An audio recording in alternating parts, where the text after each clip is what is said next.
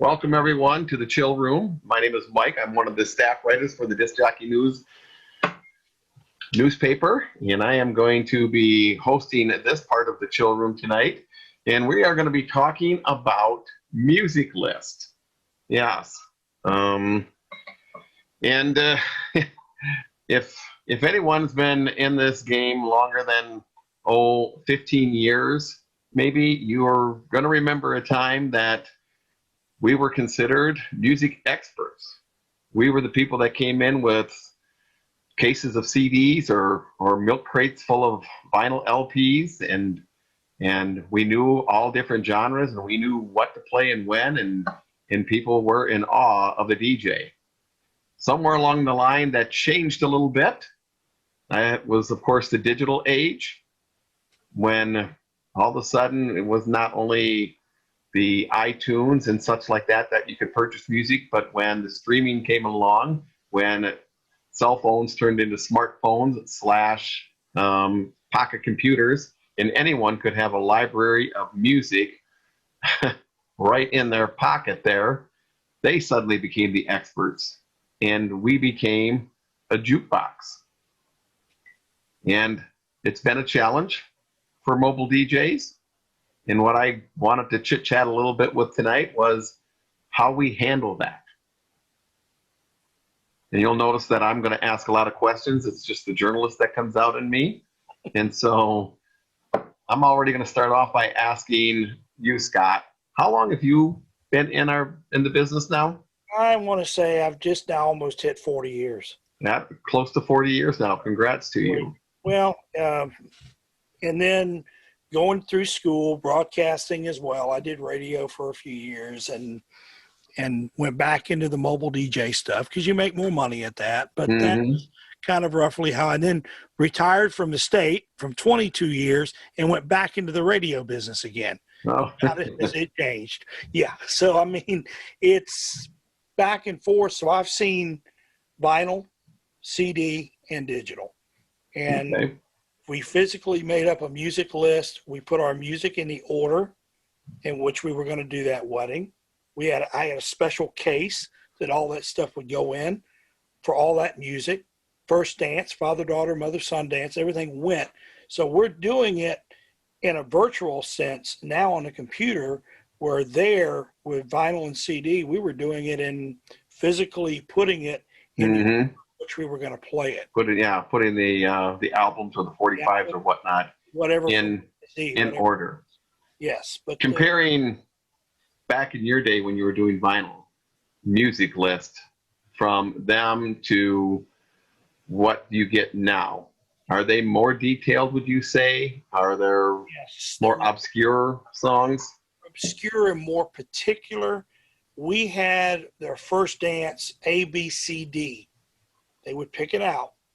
Okay, then we would go basically on taking requests, and if we had it, great.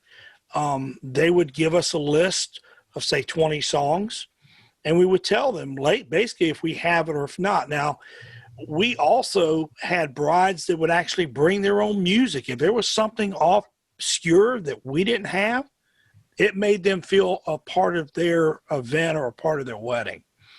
But it has changed a lot with that, because even the ceremony was, procession, recession. You knew what you had to do. It was almost like it really wasn't, it was just a cookie cut type wedding back then. When we're able to become more versatile, I think that we can make weddings more fun now. But I mean, that's basically, I think that's what's happened through the years. And even I'm sure Brian can tell you the same thing, that it was A, B, C, D, and this is what we had. I had probably about 10, maybe 15 first dance that they could pick, a couple of father, daughter, mother, son dances to pick from, and everything else, or our biggest thing was, you guys are the professionals, you know what to do. And that's all they would tell us.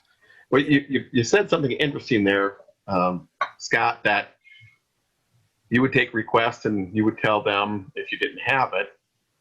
How does that play in today's age? Oh, it's what do you mean you don't have it? Or they bring a phone to you. Mm-hmm. I cringe with that. Mm-hmm. I'd rather play it off a device, and where streaming has come into play, and that's getting more and more. I'm still not have my trust factor in on that totally yet, because things can happen, Oh yeah. with our wonderful World Wide Web out there, or with our Wi-Fi connection, we can lose it just like that. So Mm-hmm. I don't depend on streaming. I try to make sure that I have a hard copy of it somewhere, either on hard drive or another device. But it's more now. They're more channeled into wanting, this is what I want, and that's it. Mm-hmm. Look at me, and that's where I've noticed the output of the music has come now compared to well, they knew that we couldn't. My biggest thing was, well, I didn't pull up with an 18-wheeler out front.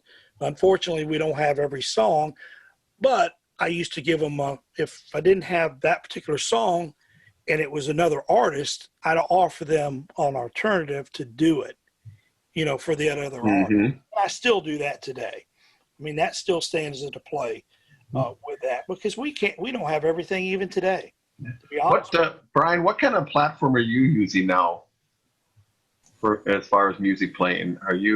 Do I remember you using Serato or the virtual DJ program, or?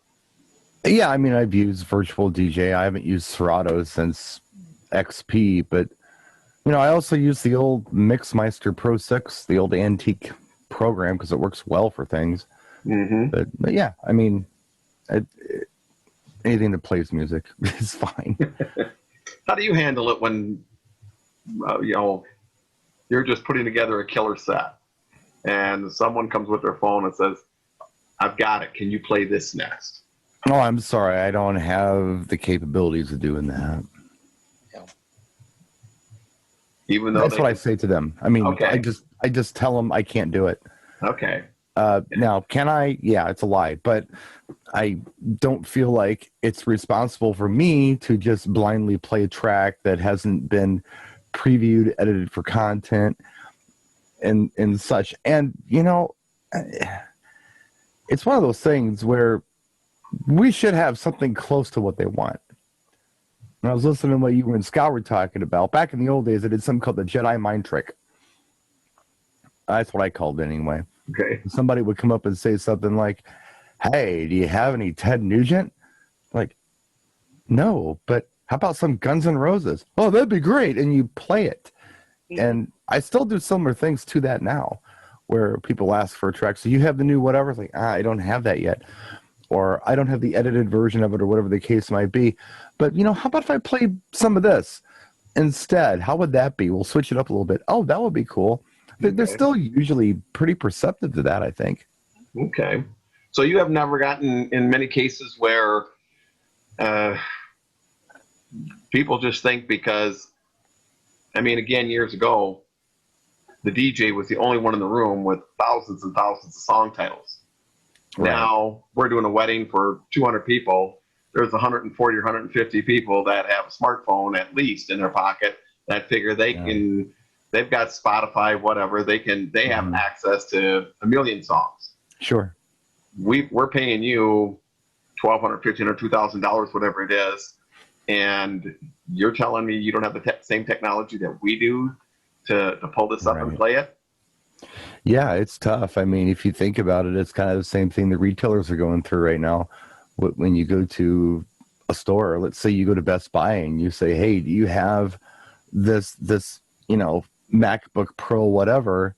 They say, "Well, no, but we can order it for you." It's like, yeah, I can go home and order it for myself too. I'm wondering if you have it right now.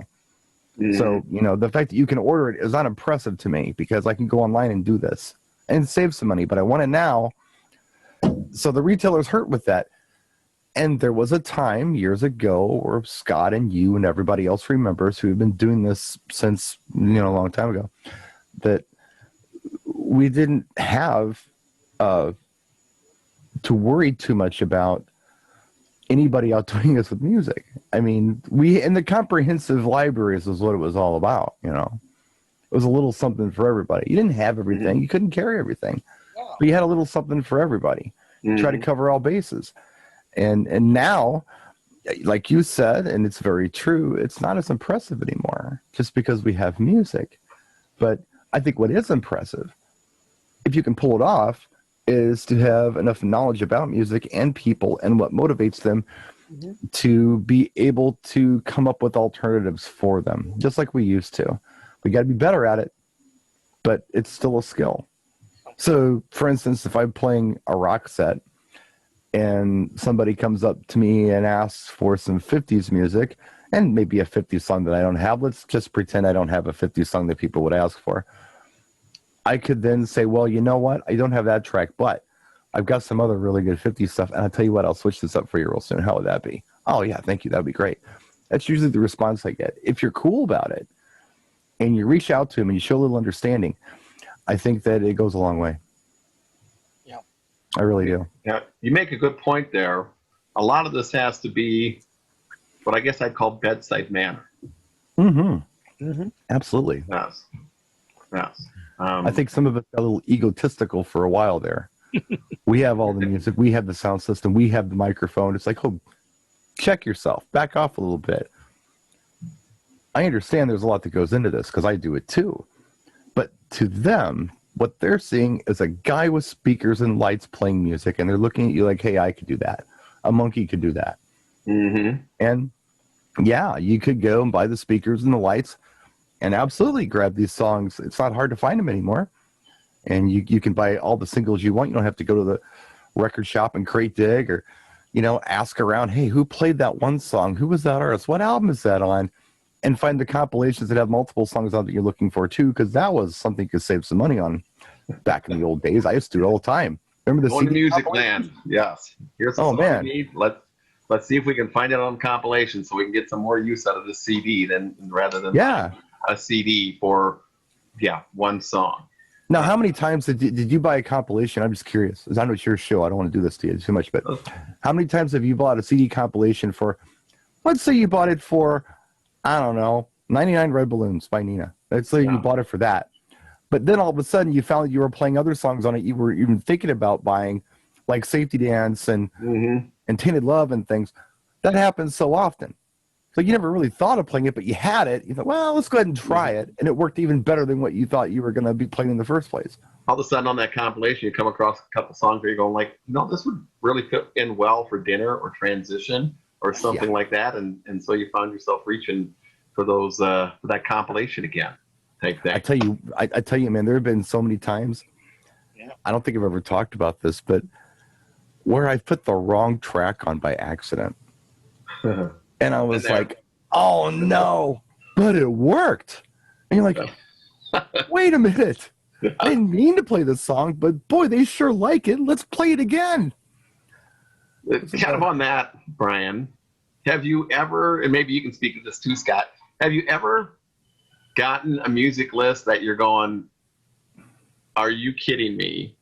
I'll play them, and you play something and it brings down the house and you never would have put that on your radar at all? Yeah. All the time. Yeah. All the time. Yep. I'll have people ask for things and I always question it, you know.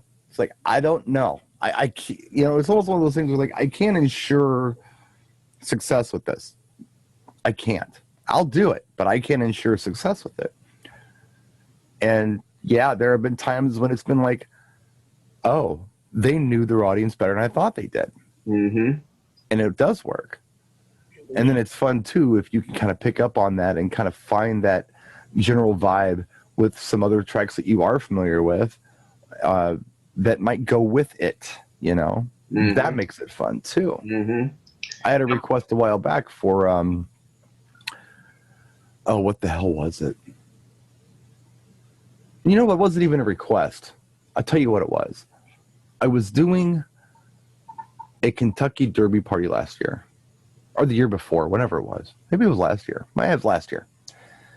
And I was trying to think of anything with a horse in it that I could play for background music. You know, like horse songs. Horse with No Name, America. Yes.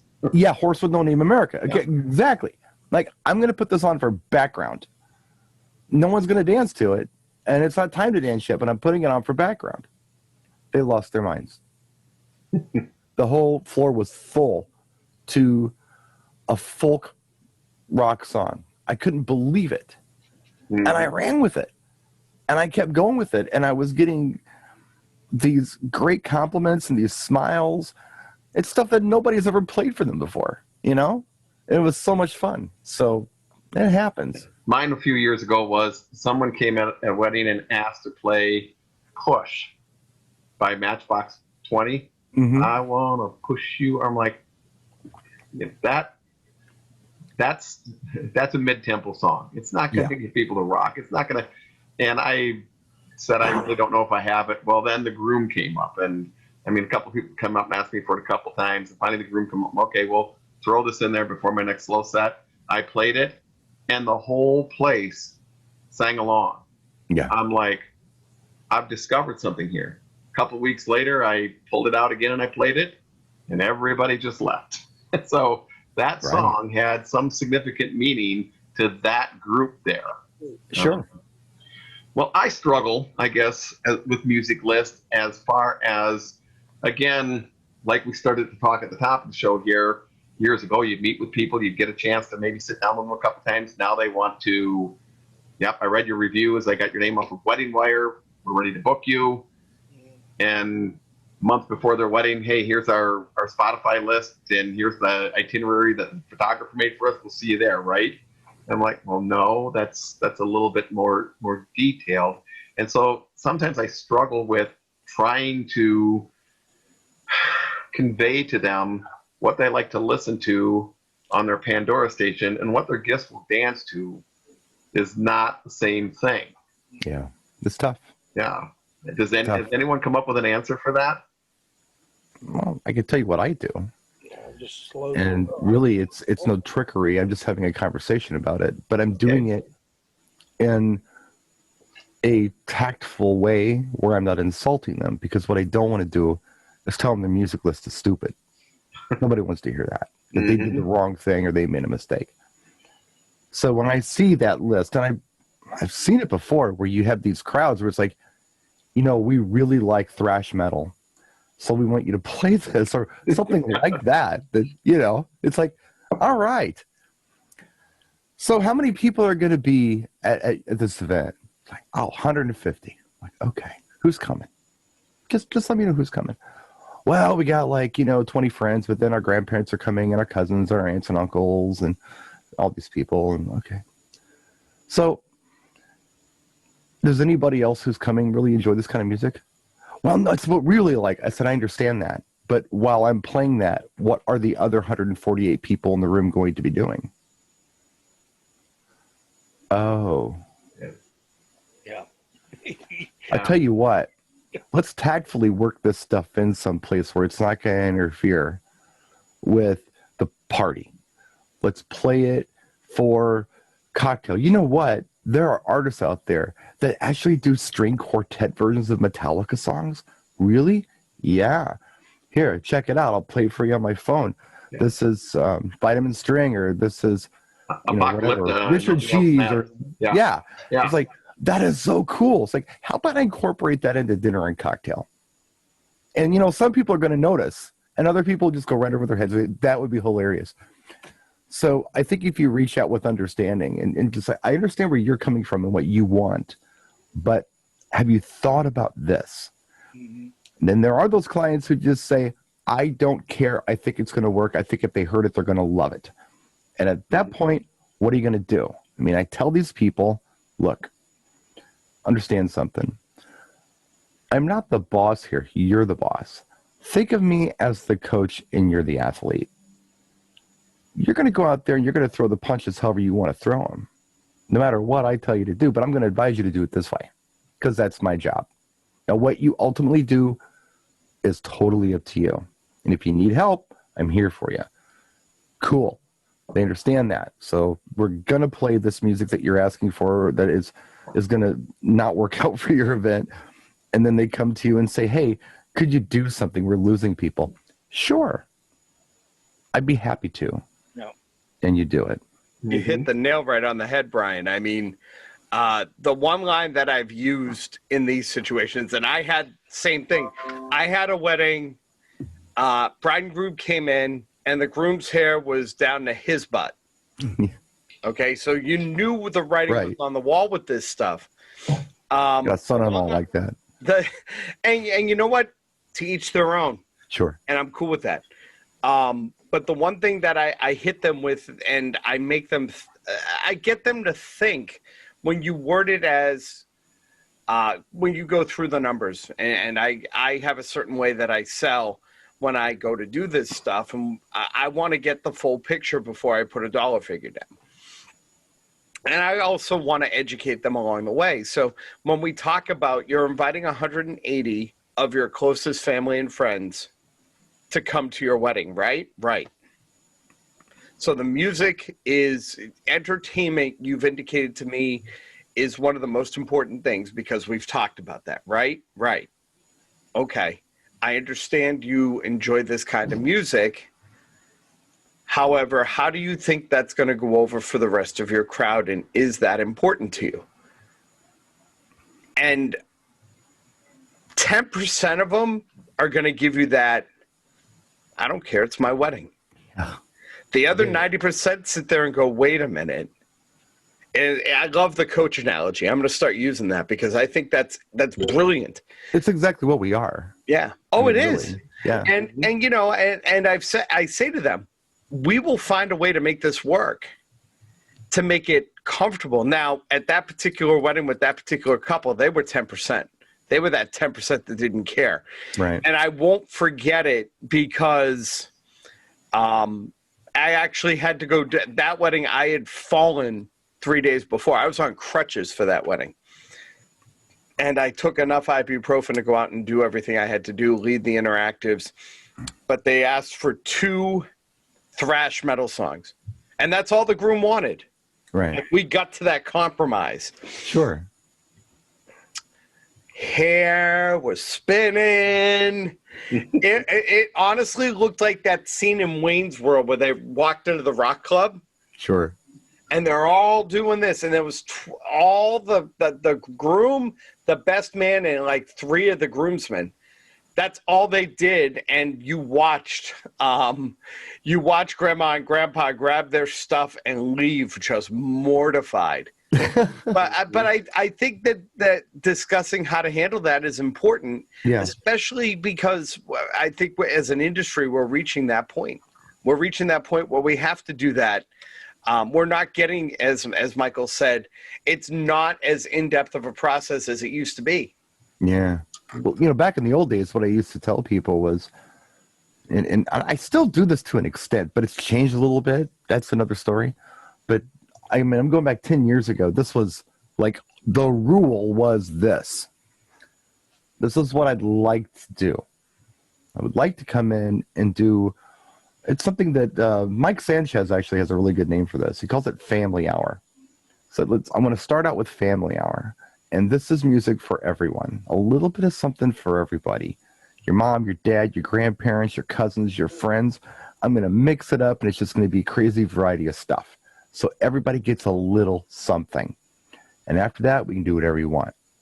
And they usually are cool with that. Like, okay, so what you're saying is you're going to play that goofy, cheesy stuff for the first hour, and then after that, we can listen to Metallica for the rest of the night.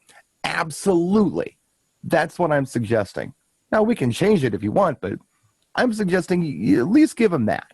You know, Aunt Betty came from Kalamazoo, Michigan. She spent a lot of money taking off work, getting a dog sitter, buying a gift, buying airfare, getting a hotel room. Let's give Aunt Betty, you know, I don't know, the electric boogie that she's come to the wedding for. Let's let her have that. And after that, you can have whatever you want. And usually they're pretty cool with that. Like, that's a compromise. But what ends up usually happening is it's like, hey, man, could you keep this going? Yep. Sure. I'd be happy to. So, you know what I found that they always thank you in the end, even when you were not being the yes man they would hope you were at the meeting. At the end of the day, like, oh my God, thank you for doing that. when they so nice. when they tell you, and again pulling, I guess part of the conversation about music lists and stuff, you have to pull the conversation about sales pitch. Mhm. I think that's important because that's part of uncovering it. One of the best lines I got was years ago, and this will tell you how long ago I got this. It was back when Name used to do their conferences. Mhm. So, been a while. Yeah. When you ask the client to paint you a picture of what they expect to see and have their guests experience on their wedding day, and they tell you that, okay, I want a packed dance floor. Yeah. Well, guess what? This isn't going to pack your dance floor. I do the same thing, very similar to that. I call it the time machine. Mm-hmm. Let's go to Fantasyland for a minute. We're going to get in the time machine. We're going to go forward 6 months, a year, whatever it is, to your wedding. We're going to peek in the window. What do you want to see happening? Well, I want to see everybody dancing and have a good time. Cool. Great. Then we know that's our objective. Well, let's go ahead and have this meeting. Then anything they say that's counterintuitive to that, you point it out to them, and they're like, cool. But they need to understand their objectives as well. So, yeah, I think it's important to kind of, you touched on it, Scott, back at the sales process. It's important to really kind of get into that, maybe a little through the back door somewhat. Sometimes a line that I've always used meeting with couples is, oh, tell me, of course, about yourself. So if you've been to any weddings, I mean, what do you remember about weddings? I mean, have you seen things that, for this part of your day that you've liked, that you haven't liked? And sometimes I've gotten like, we were at this wedding and my God, that DJ played like 8 Rolling Stones songs. Oh my God, like what's wrong with that guy? Then when it gets to be kind of my turn to take the presentation, I might go back to that and go, and those 8 Rolling Stones songs, that might have been maybe the groom was a huge Stones fan and he put them on the list. So now you planted that seed that, okay, when I'm making my list, maybe, no, I don't want to go with 8 Drake songs now or something like that, because too much of a good thing is really not a good thing. I'll admit that there for a while I was probably playing at least 8 Pitbull songs every night, no matter what, because that's what it was to play. Yeah. It was either that or Cardi B, Yeah. So. Well, since you brought that up, Brian, Cardi B, WAP, anything else out there that's really suggestive? Everything is very suggestive, Yeah. and this is nothing new. This goes back to Cole Porter with Birds Do It, Bees Do It, Let's Do It, Fall in Love. Do what, Cole? What are they doing? Oh, I don't know. Yeah. It's just not as what word do I want to use? It's not as covered. It's more explicit now and less suggestive. Yes. When I was a little kid, I used to hear songs like Relax, Don't Do It, When You Want to Come by Frankie Goes to Hollywood. Yeah. And I was like, he's talking about come. Oh, stop putting your head in the gutter. It's like, well, what the hell else is he talking about? Yeah. But that was the conversation 40 years ago. Yeah. Now it's like, no, she's just saying it. Yeah. Like, my wife tells me she used to sing along to Afternoon Delight, not knowing what it meant at the time. Yeah. What? I'm still hot for Margot and Starland vocal, by the way. What's really been effective for me also, again, having that conversation early on, but then I use a program with the mail drip. And part of the mail drip is that they get like some music suggestions. Like one of them says something to the effect like every great movie has a great soundtrack. Every great wedding has one as well. What's going to be the soundtrack to your wedding? And then I give them a link to the DJ Intelligence Top 200. And then I created a list on Spotify. I have a Spotify list that I send to them. So hopefully they maybe go check those out. And I'm kind of like trying to lead a horse to water type thing.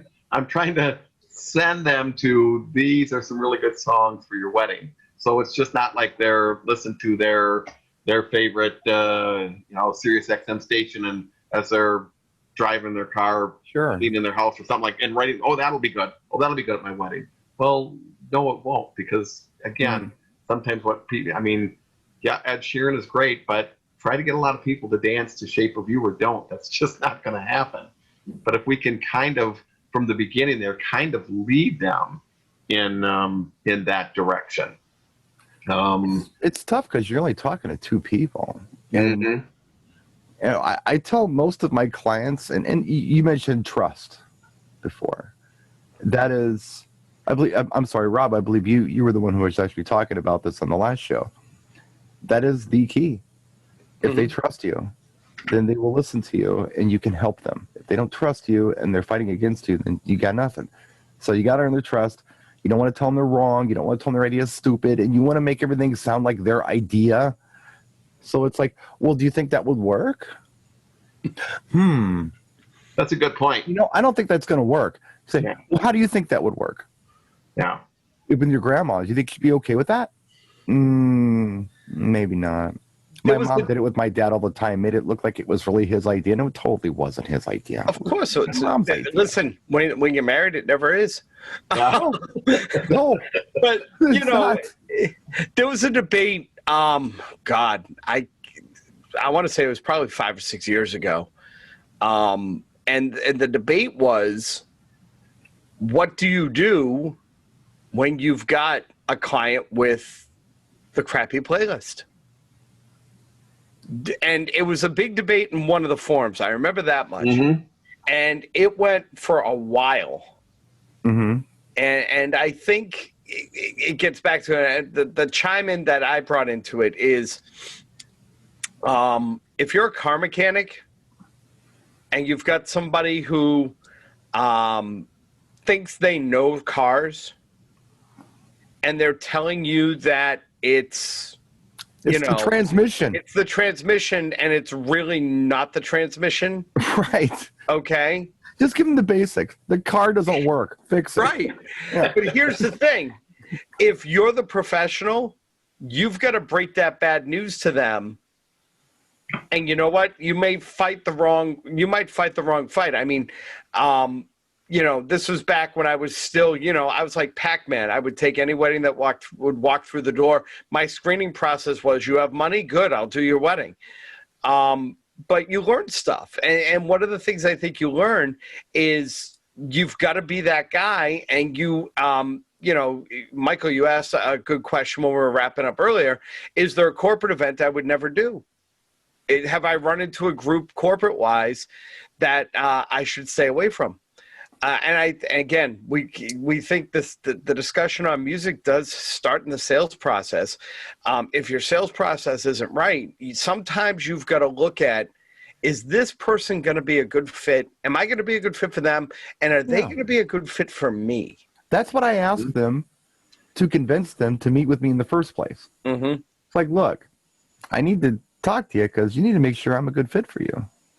Had that happen. In fact, I had that happen right before COVID came in, and I had a bride that she did not want radio edited rap music. She wanted all explicit. Sorry. Yeah. Yeah. And sometimes it's your reputation. Yeah. Sometimes you just, and you know what? We live in the world now. And I mean, again, the veterans in this industry know. Back in the day when you got a crappy review back from a client, it wasn't plastered all over the internet. It wound up being something you looked at, you crumpled it up, and you threw it in the trash. Yeah, nobody cares. And nobody cared. And the biggest sales pitch was always, well, why do you want to see a video? Or why do you want to see me live? Or why do you want to look at all my testimonials? Do you think I'm going to show you the bad ones? Yeah. Yeah. Now, and I think that we get to that different point now. We get to that point as professionals where we know what we're going to have to do if the client isn't happy on Monday morning. Yeah. And we know where it's going to end up. I agree with you on that, Rob, but there's always going to be that client, okay? That client that is just trying to bilk you. We had a case here a while back where I got a call on a Sunday. Mother of the bride was not happy. And she came up with a list and you played this song and that song wrong. They said we played the father-daughter and the mother-son the wrong song. Literally pulled out the paperwork, and the mother-son song that we were told was played wrong, they actually had it on their do not playlist. All right. So, okay. Yeah. So now we're kind of even here. Well, we did come to kind of a financial kind of agreement with the bride and groom, but the mom was livid. She wanted all the money back because we played one wrong song. She wanted all the money back. Yeah. And then we found out that she also had a problem with the banquet hall. She was also not happy with the hairdresser, the florist, hair. She didn't catering, cake. She was just out trying to see how much she could get back from this wedding that she just paid for. Yeah, we used to have a lot of that. Yeah. Monday morning phone calls back in the old multi-out days. Yeah, but and we probably all heard this. One bad review or something helps you. I mean, if you can get 4 out of 5 stars or 9 out of 10, whatever it is, that actually makes the person leaving the bad review look worse than you. I think it also gets to, and again, there are so many conversations in play that could be a chat room topics for a future date. Mm-hmm. But I think that gets to a bad review can be good provided you handle it the right way. Yeah. You talk about mothers of the bride. We've all had them. I had one, and she sent me a letter privately first, and then 2 weeks later, she put up everything on the knot. And I actually replied to it the right way. I actually sent just about the same response I sent to her privately. And I ended the conversation with, I know we've discussed this privately already, and I'm sorry that our private conversation wasn't satisfactory for you. Mm-hmm. And that's how I ended it. Yes. Something else I think that we can do, and I worry about this with a lot of my peers, is it seems like a lot of DJs want to try to be everything to everyone. It's the Pac-Man syndrome. Yeah. And you can't. Know who you are, know what your strong points are, know what you can bring to the table, and find out if you are a good fit for the client. And I will tell the clients, look, I'm not for everyone. You need to find out if I'm for you. I'm good at what I do, but I'm not for everyone. Let's see if this works. And it kind of helps, a little bit. Just understand that I'm not Scott Carroll. Scott Carroll's a great DJ, and maybe he's your guy. Maybe he's a better fit for the job than I am. But I'm not. Depends on what hat he's wearing. Yeah, he does. Yep. He's a cute man, isn't he? He's an adorable man. Let me go back. And you're exactly right with that. And again, I think when you first get in this business, depending on what you got into it for. Yeah, true. When you're in, my first gigs were in college, and I discovered 3 things. First of all, I came out of my shell really quick. I was an introverted kid. And I discovered 3 things really quick. I can make some good money. Yeah. I had a lot of fun doing it, and the ladies liked the DJ. It was a triple threat for me. Right. And when you leave that, when I left that safety net, because that was my safety net, I didn't have to worry about gear.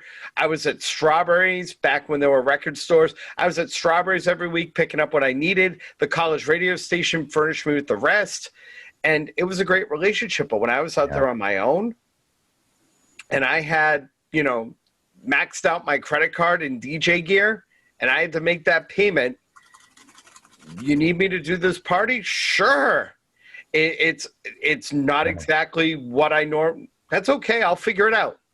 Yeah, I think we've all been there to kind of get our foot in the door type thing. And once we got our foot in the door, we kind of went, okay, now we're going to reevaluate just kind of what we do and who we do it with type thing. It's like being Roman Catholic, and again, no offense to anybody's religion, but and I'm Roman Catholic.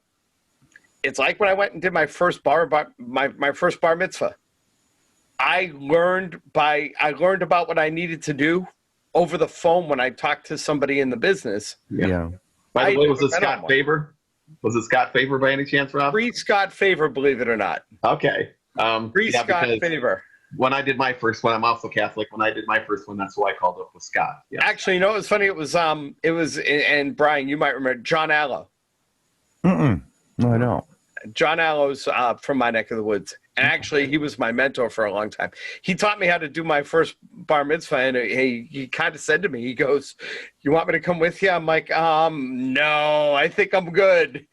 And part of it was I didn't really want him to see me sweat Right. a lot. And I pulled the first one out. And we did okay. And, you know, a lot of trial and error. We didn't have stuff like this, so. When I first started doing mobiles, it was at a multi-op. So they would just kind of stick you places. Mm-hmm. It's not like you had a choice in the matter. You know, you're doing the bar mitzvah. Or, you know, something like that. You're doing a biker party. It's like, okay, I guess I'm doing a biker party. But it got to the point where, you know, now, if I get a call for a bar mitzvah, for example, I have a question for them. I'm like, look, before you even consider me as your DJ, I need to know a little bit about you and your family. Is your son involved in it? Do you live within the Jewish community, and do you go to like the Jewish schools and all that, or does your kid like do things with the Catholic kids and the Lutheran kids and go to public school? Because it's going to make a difference. Like, well, yeah, our kid just does normal stuff. It's like, I'm your guy. I can help you. But if you are, you know, all in Jewish, I might not be your best bet. You know what I mean? And they seem to understand that and appreciate that. And I had the same thing with Latin events, you know? There was a time when I would just turn them down. And my wife is Puerto Rican. I'm a former salsa dancer. And there are DJs in my market. One guy in particular, Art of Berry, is amazing. He does quinceañeras like nobody's business. And if it is an all Hispanic audience, then Art's your guy. But if it's mixed, I'm your guy because I can play both sides. Because you can play 8 Pitbull songs in a row. That's right. I can. And you know what? No one's going to notice. Well, it's Kesha It's not like featuring the Pitbull. It's a same little song. different. And even if they notice, they're going to love it. Yes. Michael, you see how that all kind of fits together with the music? Yeah, yes. It fit. I mean, See, I brought that all around for you, Michael. Now it's back. Yeah. Now we're back on topic. Yes, now we're talking music. I feel sorry for Michael. He thought he was going to have his own show tonight. Yeah. Well, I'm probably more of the question guy than the expert guy type thing here. I am not the expert guy. So. Okay. No, listen, you know, I think that's the other important thing is, you know what? I've been in the game a long time. I am no way an expert. I'm still learning. I'm still learning. I'm still learning. I'm still learning. Yes. And I still don't know what I want to be when I grow up. So I don't either. Yep. One thing that's been effective with me with the music list, when we finally do get to that meeting with the bride and groom, you know, 30 days out, whatever it is, before their wedding, kind of talking music, I usually try to take a look at their list. If there's any questions in there, like just kind of like you said before, Brian, where do you see this working in at or whatever? Or I always try to ask also, is there anything on this list that's got a story to it, and this has probably happened to all of us at some point. I remember once we were doing a wedding and all of a sudden we played Sweet Caroline and everyone yelled, no, stop. It's on the list. And they were like, Caroline was his ex-wife. Yeah. Grandma's name is Caroline. Yeah, almost. Grandma's name is Caroline. And we bring Grandma out here and we put her in the middle of the circle. We all sing her. They've got her outside right now doing pictures out on the plaza.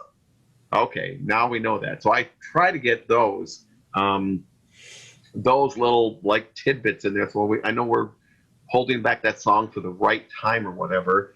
And then as we're kind of going through, I always ask this question. As far as requests, is it okay if I kind of screen them out? Well, for two things.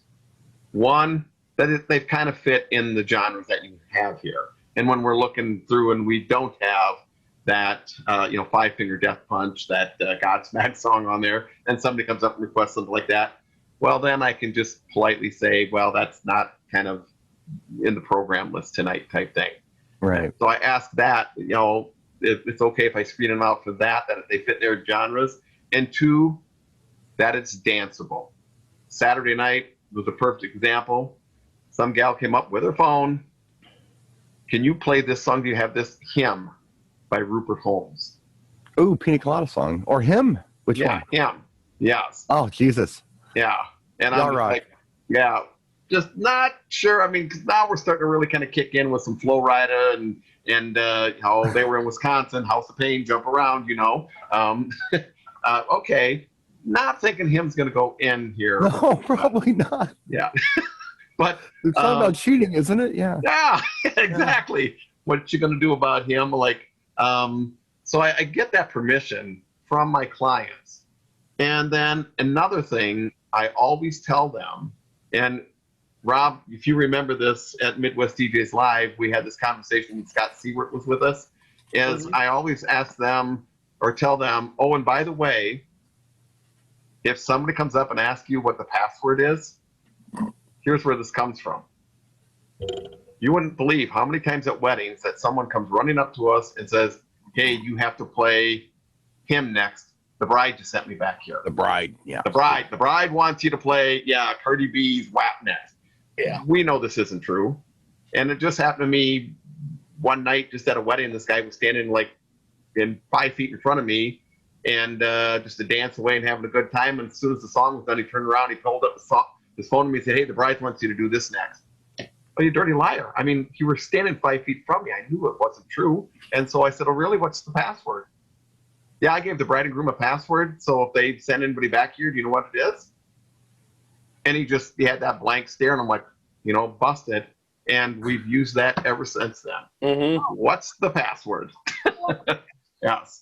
I mean, yeah. And every now and then we have couples that will come up with a password like, well, yeah, it's such and such. Or a wedding up in Potosi, I love the father of the groom was just a riot. I mean, he was out dancing. He was on the dance floor more than the bride and groom was. And he'd see somebody sitting there and he'd pull them out. And then he'd be dancing. Then he'd come up to me and go, do you have that song? Oh, the small town girl. Yeah, Don't Stop Believing. He's like, yeah, that's it. He goes, play that next. And I've got the password. I'm the dad. I'm like, yep, that's the password. Yep. That's the password. I'm the father of the bride. I wrote your check. Yep, that's the password. That's the password. You bet. But that's an important question to ask too when you're doing these meetings. I think is, and I've asked it in front of the whole family. I'm like, who's in charge? It's like, well, what do you mean? I said, well, when we're in the heat of the moment, things are happening.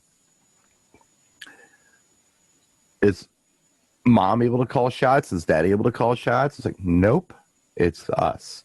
Mm-hmm. This is our party. We're calling the shots. Don't worry about what mom and dad want.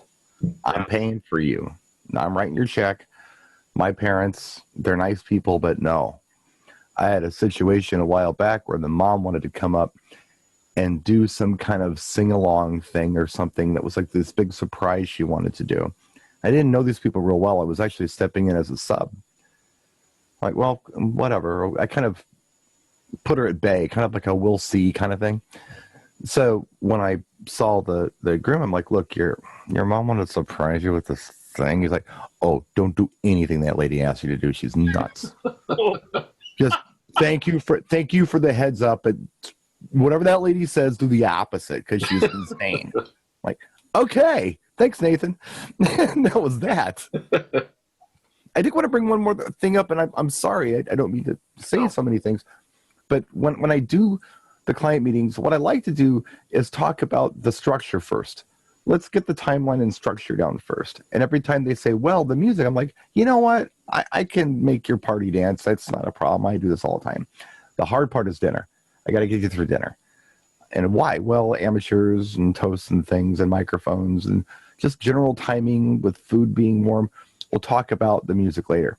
When we finally get through all that stuff, I'll say, look, I'd like a dozen songs from you is what I'd really like, because I want your personality to be represented at this event. So if you really like, I don't know, disco, then tell me that you like Bee Gees' Staying Alive. You don't have to rattle off every disco song, but just, I can play off of that. If you like hip hop, you can tell me you like Rapper's Delight. I don't need to know, so I just need some samples of what you like. If you tell me that you like NSYNC, I don't need to know that you like Backstreet Boys too. So just give me a dozen tracks and I'll play off of those songs. And that gives me room to take requests and things. And they seem pretty perceptive to that. Well, you mentioned two things there that kind of bring up a question for me, Brian. One, you've talked several times through this about meeting with the client. What about clients, today's Generation Z, whatever, that really don't want to meet with you anymore? Again, they're shopping online. A lot of them are working from home during the pandemic. They're just content doing things virtually, whatever. How can you convey what you're trying to tell them if they really don't want to take the time to meet with you?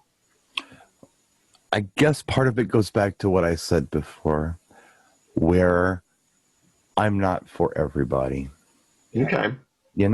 Okay. I don't want to turn someone down, but I will convey to them that I cannot ensure a successful event or even start to even envision what that might be for you unless we hash this out. But I'm in kind of a cool hipster neighborhood here in Milwaukee. Everybody wants to come to my neighborhood. So I've kind of got that on my side where I'll say, hey, do you like Anodyne Coffee? Oh, we'd love to try that place. How about we meet at Anodyne? I live right in Bayview. Oh, we'd love that. So make it enticing for them too, Cool spot to go. And I like coffee shops because they let you hang out as long as you want. They usually got internet if you need it. And they're not going to yell at you for loitering. You buy one of these and you can stay for 4 hours. Nobody cares. So, no, and it's something else that you mentioned, and I think Scott had tapped into this earlier on. Maybe you can speak to this, Scott. I know Brian, you just said, give me 12 songs, Scott. I remember you saying, I would put these in order A, B, C, D. We'd get like 20 requests. What about the person that wants to pretty well pre-program their wedding? I've had that happen. Here's my 75 songs. I've put them together already in the order we wanted them. What's your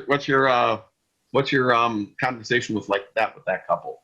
Nowadays it's a little bit different on that, and what happens with that, I go along with it, but then when you get to the wedding, sometimes that ends up going out the window. 80% of the time that goes out the window because they discover we start out doing that and their guests get frustrated. And as soon as their guests get frustrated with the music that's coming off, they already know this bride. They're, that was, I'm going to use the word Karen, And that was Karen's idea. I know it. I knew that was Karen's idea. She is like that. She's very controlling. We'll try to convince Karen to let us break the monotony and break the ice. And that's what happens. Their family members will go out and change that person's mind. But I've been there where somebody's been adamant. I just basically, what I did with that, I recorded every daggum song on cassette, and all I did was pop cassettes on. I literally did that. I tell you, when I would just string it along in virtual DJ or something like that. Well, yeah, but that was when I was still doing vinyl when this happened to me, and the girl had her own music as well, and she got it to me ahead of time, and I finished recording it. By the time I got done, I had about probably four 90-minute both sides cassettes recorded. It was either 4 or 5 recorded, and I marked it her wedding, and that was the easiest wedding I ever did because I talked in between them, everything I needed to do. I had I didn't segue them. I just recorded, left a space, and I kind of did it that way. There wasn't a big space, but a little bit.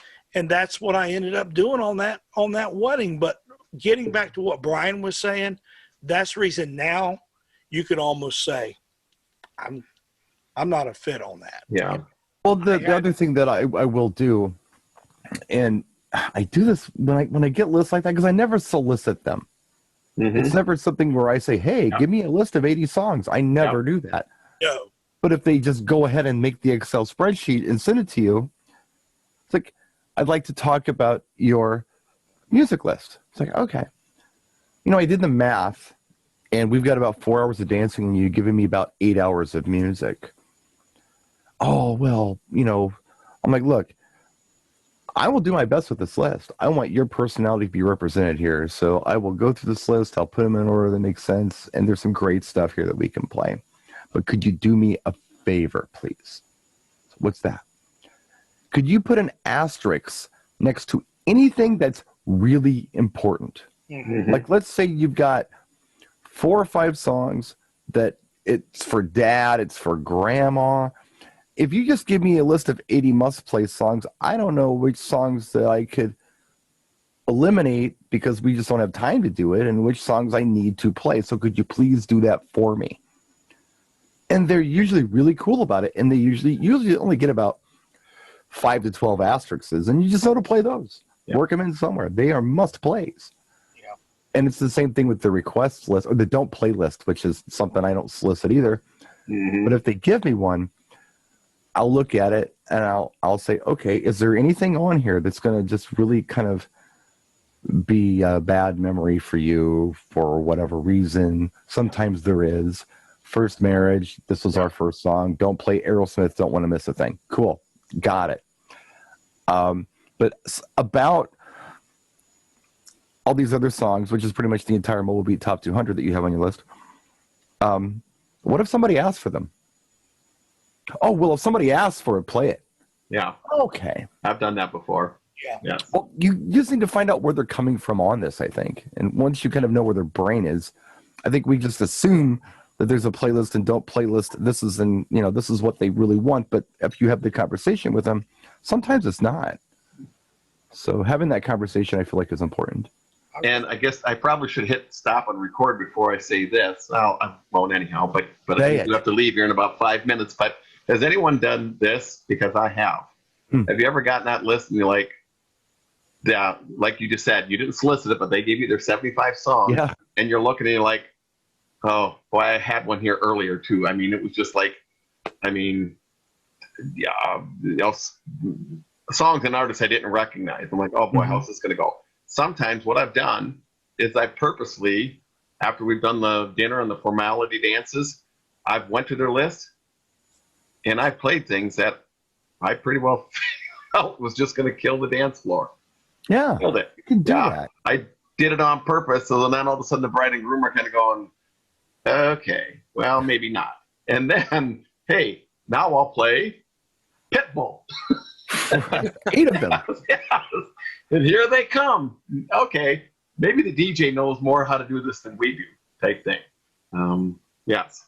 And you say something very interesting there, Michael, because, if we were to be honest with ourselves, everybody in this room is a professional. I get that, but there are a lot of people out there who are not.